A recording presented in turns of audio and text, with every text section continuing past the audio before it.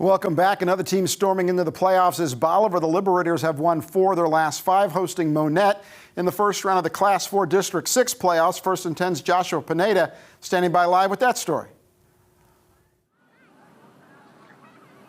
Dan, what a ball game between the Bolivar Liberators and the Monett Cubs. In the first half, it was an offensive battle. In the second half, it was a defensive battle. But it's Bolivar who's going to be moving on to the next round of the playoffs, beating Monett 48-24. Let's take a look at the highlights from tonight's matchup.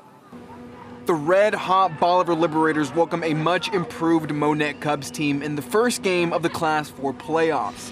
And it's Bolivar who's going to strike first early in this one. Gardner Casey's going to take the handoff. He's going to bounce it to the outside. He's going to rumble his way for the game's first score. It's Bolivar 7, Monett 0. But Monett's not going away without a fight. On 3rd and inches, a quick swing pass to Carson Nesselrode, and he's going to make a man miss and take it all the way down inside Liberators territory. But just a few plays later, Washik is going to air it out again to Nesselrode, who's all alone, and after a successful 2-point conversion, the Cubs take the 8-7 early lead in the first. But this is why you can't take a play off, because on the ensuing kickoff, Maddox Neesmith is going to take the kickoff, pick it off the hop. He's going to follow his blocks, and he's going to be off to the races. He's got nothing but green grass right in front of him, and he's going to take this kick all the way back for 6. Liberators back on top 14-8 just like that. And here is the first controversial play of the game, because it appears that the Cubs fumbled the football and Bolivar immediately jumps on top of it, but an inadvertent whistle blows the play dead. But after the refs discussed the play, they determined that it'll be Liberators football. But can Bolivar capitalize on Monett's mistake? Chapel Banner is going to look to pass, but he can't find anybody open, and Monett comes up with a huge sack.